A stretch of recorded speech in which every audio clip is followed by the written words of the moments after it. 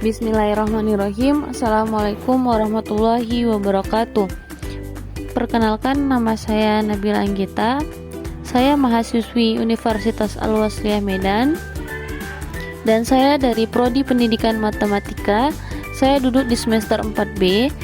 Nah, di sini saya akan memenuhi tugas kuliah saya dengan mata kuliah Strategi Pembelajaran Matematika yang dengan dosen pengampu Ibu Mintaito Simamora MPD. Nah, di sini saya akan menjelaskan tentang konsep strategi pembelajaran. Nah, pertama, pengertian komponen pembelajaran.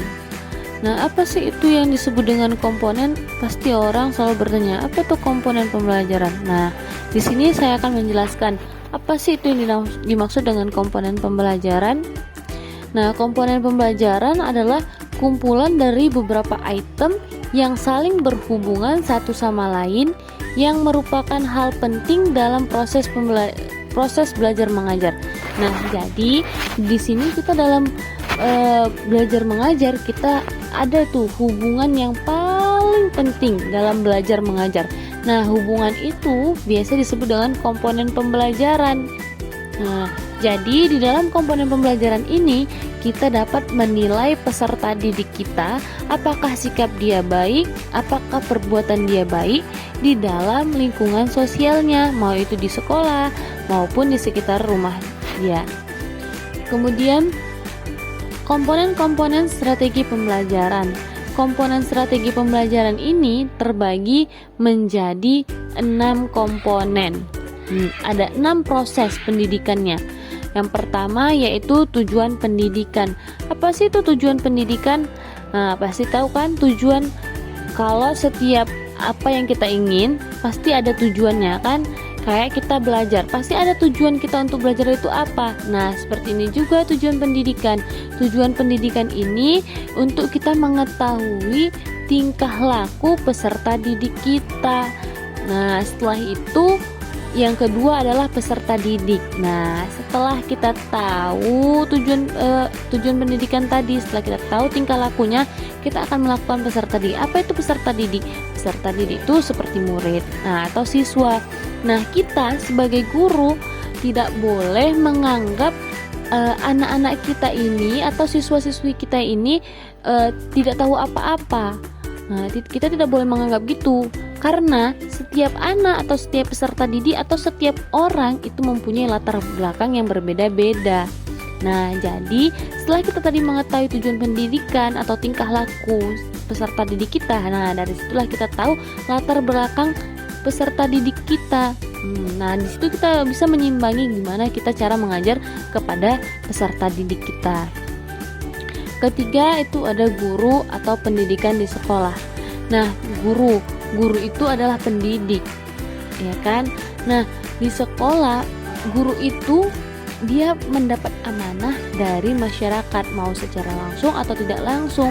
Jadi setelah kita dikasih amanah sama mereka, maka kita didiklah peserta didik kita dengan benar agar menjadi generasi yang bagus bagi bangsa-bangsa kita. Setelah itu ada orang tua dan lingkungan masyarakat. Nah, orang tua ini sebagai pendidik utama untuk peserta didik kita, untuk anak-anaknya. Nah, orang tualah pendidik utamanya, pendidikan pertama anak-anaknya. Orang tualah yang mendidik anaknya yang pertama kali. Kenapa bisa gitu? Karena begitu anak itu lahir, yang mendidik mereka bicara, yang mengajari mereka bicara, mengajari mereka makan, yaitu orang tua mereka. Nah, maka orang tua itu adalah pendidikan utama. Dan mereka mendapat cinta kasih pertama kali itu dari orang tuanya. Nah, setelah itu dia ke masyarakat. Barulah dalam masyarakat itu dia harus bisa menyesuaikan dirinya, mendapat bimbingan gitu dari orang tua. Kemudian yang kelima yaitu ada interaksi edukatif pendidikan dan anak didik. Nah, apa sih interaksi edukatif pendidikan? Apa sih interaksi? Interaksi antara siswa dan guru. Nah, jadi kita nih sebagai guru kita harus bisa berinteraksi, gitulah, berkomunikasi kepada siswa kita biar mereka paham apa yang kita ajarin. Nah, menggunakan apa itu? Kita bisa menggunakan kita berwibawa, atau kita mengajar dengan alat peraga. Misalnya nih, saya ingin mengajar SMP tentang bangun datar atau bangun ruang. Nah, mereka belum kenal nih bangunannya. Nah, jadi saya akan membawa alat peraga, seperti misalnya saya menggambar kubus, misalnya kan, saya gambar kubus dari kertas karton atau dari apa, atau benda-benda lain saya bawa sebagai alat contohnya. Nah, itu disebut dengan interaksi tadi. Nah, kemudian ada isi pendidikan. Nah, setiap pendidikan itu pasti dia memiliki isi dan tujuan yang erat untuk pendidikan itu tadi, seperti kurikulum. Nah, itu kurikulum itu wajib kita sampaikan, isi kurikulum tadi wajib kita sampaikan kepada peserta didik.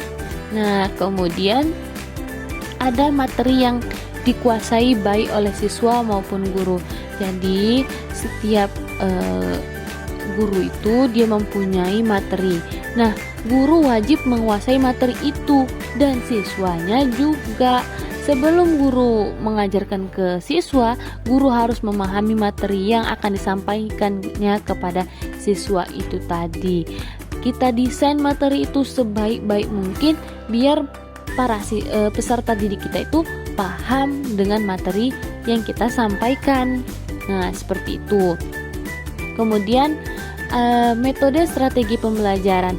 Metode pembelajaran adalah cara yang dapat dilakukan untuk membantu proses belajar mengajar. Nah, jadi setiap kita belajar mengajar itu kita harus ada menggunakan metode biar para peserta didik kita itu dapat mudah memahami pelajarannya.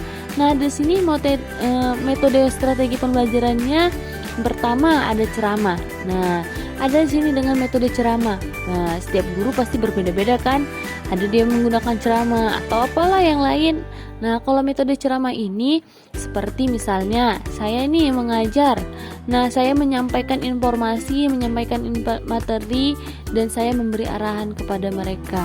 Saya beri mereka ceramah dengan lisan saya. Nah, itulah dinamakan metode ceramah. Nah, kalau ada juga disebut dengan metode tanya jawab. Nah, metode tanya jawab itu seperti apa sih? Nah, ada misalnya